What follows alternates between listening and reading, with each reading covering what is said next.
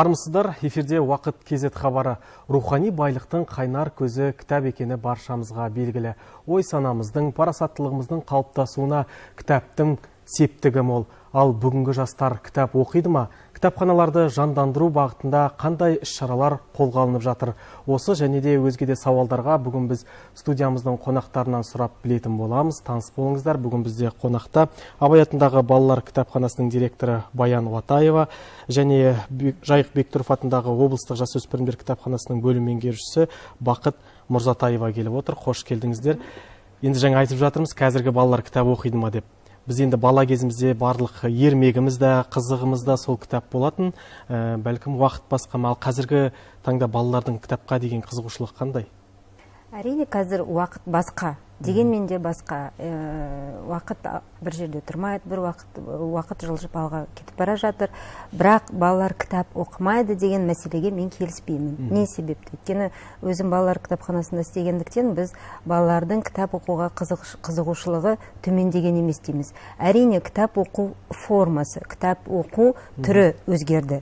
Енді қазір электрондық нұсқада кітаптар бар, немесе дәстүрлі жаңағы қағаз жүзінде кітаптар бар. Сол мәселесі қазіргі күнгі тұрған сондай мәселе. Сонымен қатар қазіргі ата-аналар балаларының білімді болған, балаларының үлкен жетістіктерге жеткенін талап етеді. Соны қалайды. Сол себепті балаларының біліміне, балаларының дамуына көп көңіл бөледі. Жас ата-аналар. Сол себепті қазір кітапханаға ата-аналармен бірге келетін балалар көп. Кішкентай балалар болсын, жаңа ғана оқи бастап, немесе тіпті оқи алмайтын балаларын ертіп кітапханамызға әкеліп, балаларына кітап оқып, ерте оқып, қандай да бір суретті кітаптар бар, әртүрлі кітаптардың формасы бар ғой қазір. Солар арқылы балаларын кітап оқуға баулиды. Ал енді балалар орта сыныпқа келгеннен кейін, мысалы 6-шы, 7-ші сыныпқа келгеннен кейін өкінішке орай балалардың кітап оқуға деген жаңағы қызығушылығы төмендей бастайды кейбір балаларда. Не себепті? Мен ойлаймын, бұл жерде ең басты себеп жаңа мектептегі мектеп бағдарламасының жаңағы қиындығынан, немесе балалардың көп жаңағы жағдайда көп мәселемен жаңағы әртүрлі секцияларға, жүктемелерге қатысады. Сол себеп балалардың қолы тимейді, уақыты тимейді, шаршайды. Расында да балалар қазір шаршайды. Кәдімгі үлкен адам сияқты шаршайды. Ал жоғары сыныпқа келген балалардың тағы да енді қызығушылығы артады, олардың өйткені уақыты босайды. Мысалы, колледж студенттері, солай емес пе? Университет студенттерінің кітап оқуға деген қызығушылығы тағы да артады. Өйткені олардың енді уақыты басқаша, олар білет, нені алдына мақсат қандай қоятын, және нені қандай нәтижеге жеткісі келетін. Сол себепті кітап оқу мәселесі қазіргі күні осындай болып тұр. Енді біздің кітапхана жасөспірімдер кітапханасы ғой, бізде балаларға арналған арнайы бөлім бар, балаларға қызмет көрсету бөлімі. Бұнда да бізде жаңаға ата-аналармен келіп көп оқитын балалар көп. Шынымен де ата-аналар алып келе ме? Алып келетін балалар көп. Өйткені біздің жалпы қазіргі барлық кітапханаларда солар ғой, жаңаға ойыншық кітаптар бар балаларға арналған. Сол жаңаға ата-аналардың кейбіреуі балаларын қалдырып 1-2 сағат балалар сол жаңаға кітаптар мен жаңадан келіп түсіп жатқан газет, журналдарды өте қызықтап оқиды. Ал жастар жағын айтатын болсақ, жастар жағы да бізде кітапханаға өте көп келеді.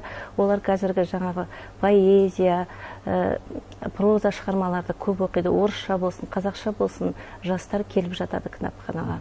Енді шындығын айту керек, салыстырмалы түрде алып қараған кезде қазір бәрібір де бұрынғыдай емес шығар, Өйткені қазір ата-аналарда жұмыс басты, барлығымыз енді жұмыста жүреміз ғой, күндікке балаға көңіл бөле бермейміз. Оның бақылауда болмайды, не оқып жатыр, немен айналысып жатыр деген секілді. Балалардың кітап оқуын бақылау, балалар не оқып жатыр, ол кітапханашының міндеті. Өйткені жалпы біз кітап қорын толықтырған кезде кітаптың мазмұнына, сапасына, жаңағы жалпы санитарлық жағдайына оқырманға ол бала болғандықтан оның бәрі ескеріледі. Сонымен қатар қазір енді тағы бір мәселе, балалар неге оқымайды деген тағы бір мәселе, кітап қазір жақсы шығарылып жатыр. Кітаптың сапасы жақсы, кітаптың бірақ құны қымбат.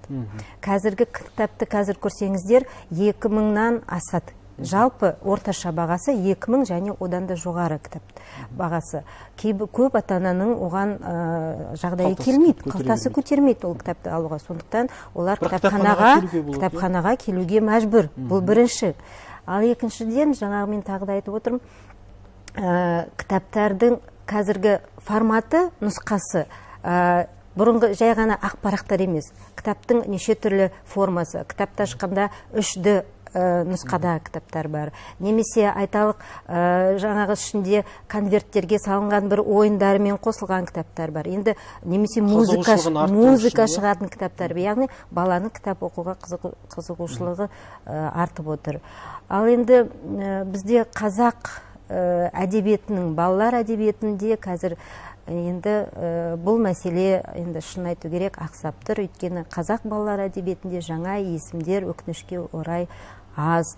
Ал болса да олардың жаңағы бүкіл республика деңгейінде танымал болуы, мысалы біздің Мұзафар Әлімбаев, Бердібек Соқпақбаев, Марат Қабанбаев сияқты біздің үлкен ақын жазушыларымыз, классиктеріміз бар ғой. Солар сияқты жаңағы ілгерілету, оларды танымал ету біздің өкінішке орай республикамызда қолға алынбай отырған мәселе деп айтар едім.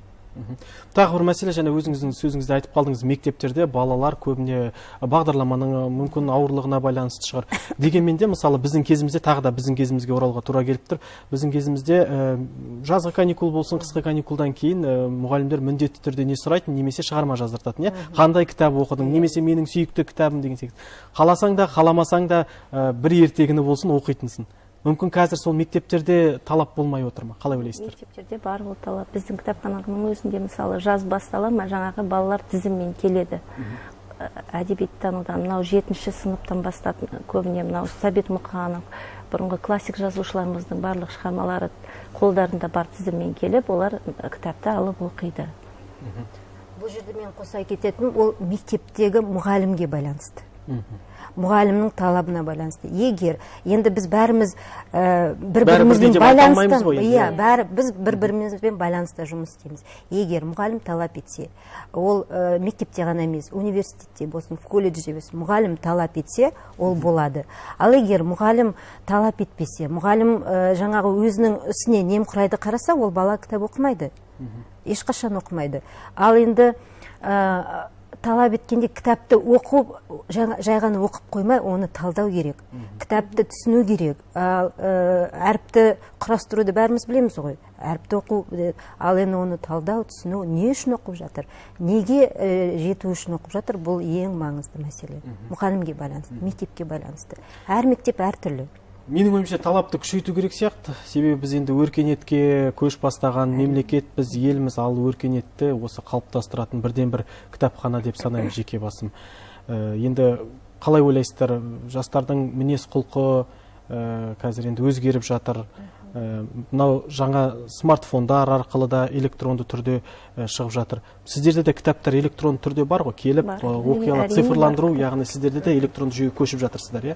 Иә, қазір цифрлы Қазақстан деген республика көлемінде бағдарлама жүріп жатыр ғой. Сол цифрлы Қазақстан бағдарламасы аясында қазір біздің Қарағандыда ғана емес, бүкіл республика бойынша жаңағы кітапханалардағы ең құнды кітаптарды, ең жақсы қажетті кітаптарды цифрлық форматқа көшіру жұмысы жүріп жатыр. Ал енді оның ең маңыздысы жаңағы біз әлемдік деңгейге көтерілеміз. Әлемдік деңгейде біздің қазақ ақын жазушыларының шығармалары оқиды. Сонымен қатар жаңағы кітапханаға келуге мүмкіншілігі жоқ, немесе кітапханаға келуге уақыты жоқ деген сияқты кісілердің кітап оқуға деген қызығушылығы арттырады деген ойдамыз. Енді барлық үйлерде немесе жаңағыдай жастарда, көбіне студент жастарда компьютер жоқ. Сіздерде келіп, мысалы, отырып компьютерді пайдалана ала ма? Пайдалана алады. Бізде тегін барлығы жаңағы оқырмандардың сұранысына байланысты барлық өздеріне қажетті ақпаратты іздеп отыруға болады. Я интернетте жаңағы интернетке еркін кіріп, барлығы тегін қызмет көрсетіледі жастарға, оқырмандарға. Материалдық техникалық базаларыңыз жабдықталған, қажетті? Жақсы, жабдықталған. Бізде жалпы оқырманға барлық жағдай жасалған. Кітап есіктен кіре берістен бастап, жаңағы не айтады ғой, театрда кіреберістен киім ілгіштен басталады дейді, сол сияқты бізде де жаңа киім ілгіштен басталады, барлық жағдай жасалған. Енді мысалы осы кеше ғана бізде балалар кітабының күні болды, халықаралық балалар кітабының күні. Бұл біз үшін, мысалы, балалар кітабын насихаттайтын адамдар үшін үлкен мереке, өйткені бұл халықаралық деңгейде аталатын мереке. Ганс Христиан Андерсен туған күніне орай жаңағы 1967 жылдан бастап орайластырылған мереке дүние жүзі бойынша. Мен айтайын дегенім, біздің қазақстандық жазушылар ішінде осы жаңа Ганс Христиан Андерсен атындағы құрмет грамотасы тек қана Марат Қабанбаев деген жазушымызға бұйырған. Бүкіл қазақстандық. Ал Ресейден енді Сергей Михалков, Агния Барто сияқты, Борис Ходер сияқты деген жазушыларға бұйырған екен. Ал енді қазақ жазушылардың ішінде, ақын балалар жазушылардың ішінде осы Марат Қабанбаевқа биыл 70 жылдық мерейтойы, ол кісінің өкінішке орай ол кісі 2000 жылы қайтыс болып кетті. Бірақ дегенмен де оның шығармалары қазір балалар оқиды, оны біз танымал етеміз. Тағы да айта кететінім, біздің мысалы осы қарағандық жазушылымыз Төкен Әлжантегі былтыр желтоқсан айында Дарабоз сыйлығын ұтып алды, ол Дарабоз сыйлығын қай шығармасы бойынша ұтып алды десеңіз, ол балаларға арналған шығармасы бойынша ұтып алды. Енді бұл жерден біз нені айтуға болады? Жаңа балалар мен жасөспірімдерге арналған шығармаларды насихаттау, оларды танымал ету бойынша қазіргі күнде жұмыс алға енді басып келеді деген ойдамыз. Ақын жазушыларымызға бір қойылатын бір талап шығар, мүмкін сол құлақтарына алтын сырға болсын дейік, өйткені әлі де балалар әдебиетіне дұрыс көңіл бөлінбей отыр. Жалпы осы жаңа айтып өттіңіз, осы күнге орай қандай шаралар атқарылып жатыр? Балалар арасында кітапты насихаттау, қызығушылығын ояту бағытында қос кітапханада айтып өтсеңіздер. Сіз бастайсыз. Енді біздің кітапханада жасөспірімдер кітапханасы үнемі кітап насихатталу үнемі жүргізіліп жатады, үнемі жаңа кітап көрмелері ұйымдастырылады, әртүрлі шаралар ұйымдастырады. Өзіміздің жаңағы басқа елдер, шетел кітапханаларымен үнемі осы кітапты насихаттау жұмыстары ұйымдастырылып жатады. Бұл кітап насихаттау жаңағы үнемі жүргізіліп жатады. Осыған арнайы мектеп оқушылары, жастар шақырылып, немесе мектептерге барып бұл жұмыстардың бары атқарылуда. Енді мынау ең басты айтып өтетіміз, міне мынау үлкен шара ертең біздің кітапхана мысалы үлкен шара өткізіп жатыр. Бұның бастамасы енді Шығыс Қазақстан облысының жасөспірімдер кітапханасы болып отыр. Бұл жаңағы Белоруссия, Монғолия, Россия және Қырғызстан елдерімен онлайн байқау өткізіп жатыр. Яғни біз Мұхтар Әуезовті оқимыз деген. Бұнда оқырмандар жаңағы барлық осы елдер, шет елдің өздеріндегі елдердегі оқырмандар Мұхтар Әуезовтің шығармасын талқыға түсіреді. Яғни Мұхтар Әуезовтің шығармасы бойынша және кейіпкерлер бойынша өз білімдерін сынға салады. Сондай-ақ жаңағы кітапханамызда үлкен апталықтар өтеді. Міне алдымызда біз жаңағы балаларға арналған апталық өтіп кетті. Енді жасөспірімдерге арналған апталық өтеді. Осы апталық аясында жалпы жыл сайын біз жаңағы шаралардың осы кітап насихаттау түрлерін өзгертіп, жаңашыл түрлерді ұйымдастыруға тырысамыз. Мынау ең бір жаңа өлкетану жұмысына байланысты бір үлкен шара өткіздік. Осы апталық аясында бұл жаңағы өлкетанулық квест ойыны. Бұнда жаңа осы қала тарихына байланысты өтті. Бұған осы қаламыздағы әрбір колледж студенттері, енді бұлар да осы облысымыздың жан-жақ ауыл жақтардан келген ғой, осы қаламыздың мәдениет ошақтарымен танысып, жалпы қаланың тарихымен танысты. Сондай-ақ өлкетануға байланысты көп жұмыстар атқарамыз. Ғибратты ғұмыр деген үлкен жоба ұйымдастырып, соларды қолға алып жатырмыз. Сондай шаралар көп. Одан кейін жаңағы бір ел бір кітап акциясы бойынша шаралар ұйымдастырамыз. Бұл шара бір ел бір кітап акциясы үнемі барлық кітапханалар. Жаңа мектептің өзінде бір аймақ бір кітап деген шара ұйымдастырды. Бұл да жаңағы өзіңіз айтып өткен, алдында айтып өттіңіз, жаңа талап қойылу керек сияқты. Бұл әрине талап түрде қойылады және үнемі насихатталады осы шаралар. Енді біздің уақытымыз өз аяғына келіп жеткен екен. Әп сәтте айтар әңгіме көп еді. Келесі хабарларымыз тағы да қонақтарымыз болады деген оймен өздеріңізбен қоштасамыз. Студиямызға келіп сұрақтарымызға жауап бергендеріңізге алғыс білдіреміз. Құрметті көрермендер, арнамыздан ауыспаңыздар. Келесі кездескенше күн жақсы болсын.